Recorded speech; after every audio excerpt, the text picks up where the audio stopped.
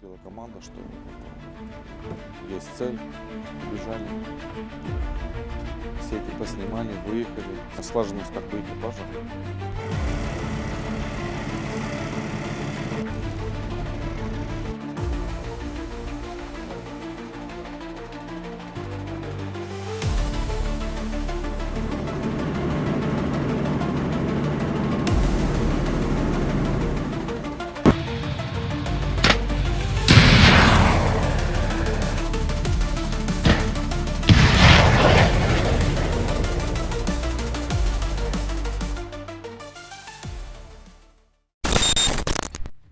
Bayangkan, sebuah sistem pertahanan udara Rusia lahir di era Perang Dingin saat dunia masih terbagi dua dan perang nuklir menjadi bayangan sehari-hari.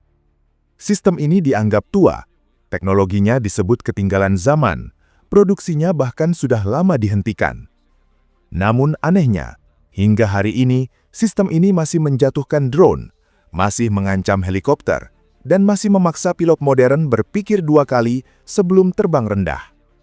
Namanya OSA AKM, sistem rudal darat ke udara Rusia yang oleh NATO diberi nama SA-8 Gecko. Pertanyaannya bukan sekadar apakah senjata ini tua, pertanyaannya adalah mengapa OSA AKM, sistem pertahanan udara yang seharusnya sudah pensiun, masih relevan di medan perang modern? Dan inilah kisah yang jarang dibahas secara utuh.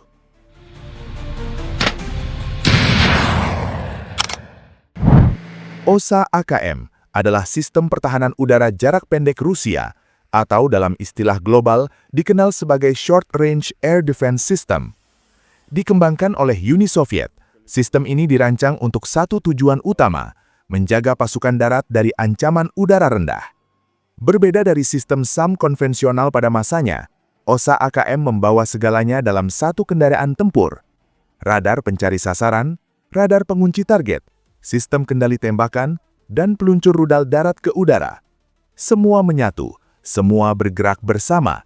Inilah yang menjadikan OSA AKM sebagai salah satu sistem pertahanan udara mobile paling visioner di zamannya.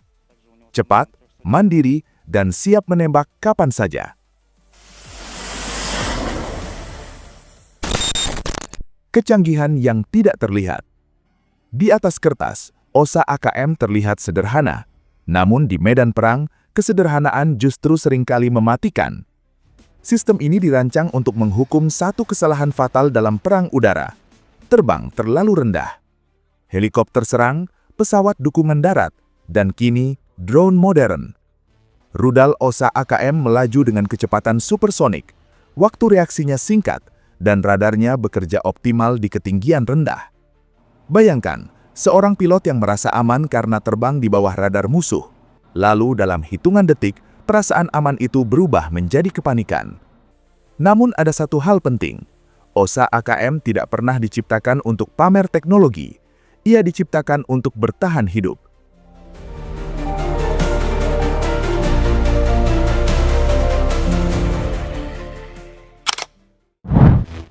Seiring waktu, dunia berubah. Teknologi berkembang. Ancaman udara menjadi semakin kompleks. Rusia pun mengambil keputusan. Produksi OSA AKM dihentikan. Fokus dialihkan ke sistem yang lebih modern seperti Tor M2 dan Pansir S1. Namun ini bukan berarti OSA AKM mati. Justru sebaliknya, unit-unit lama diperbaiki, dimodernisasi, dan terus digunakan oleh berbagai negara. Karena dalam perang, yang paling canggih tidak selalu yang paling dibutuhkan. Kadang, yang paling dibutuhkan hanyalah sistem yang masih bisa menggunakan.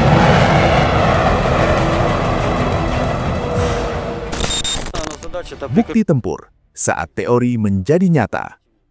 Sekarang kita masuk ke bagian paling penting, bagian di mana klaim menjadi fakta.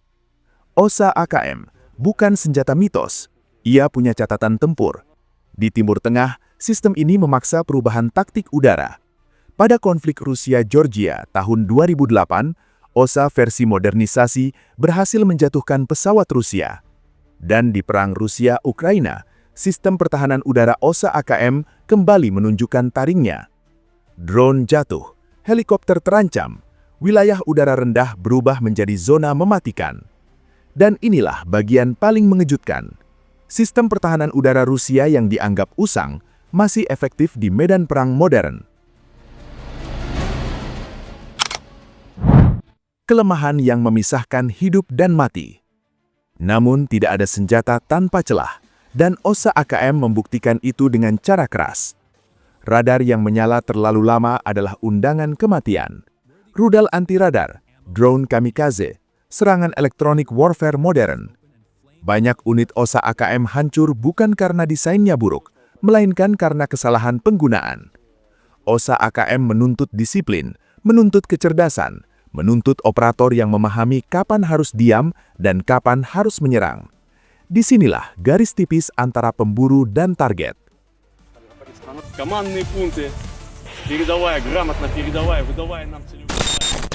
Bagaimana dunia melihat OSA AKM? Dunia tidak pernah benar-benar meremehkan OSA AKM.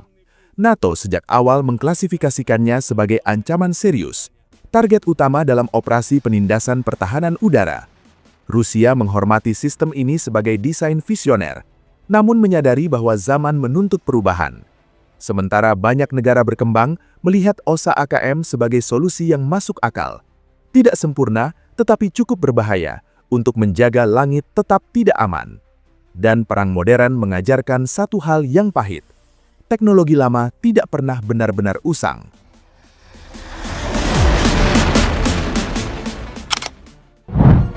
OSA AKM bukan sistem pertahanan udara masa depan, namun ia adalah cermin keras tentang realitas perang hari ini. Bahwa dominasi udara selalu rapuh, bahwa pesawat mahal tetap bisa jatuh, dan bahwa senjata sederhana di tangan yang tepat masih bisa mengubah jalannya pertempuran. OSA AKM tidak hidup dari janji, ia hidup dari bukti.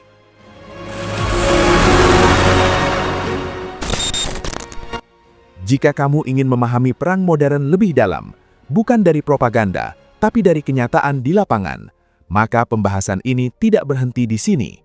Karena di video berikutnya, kita akan membongkar bagaimana sistem pertahanan udara murah mampu menantang teknologi udara paling mahal di dunia.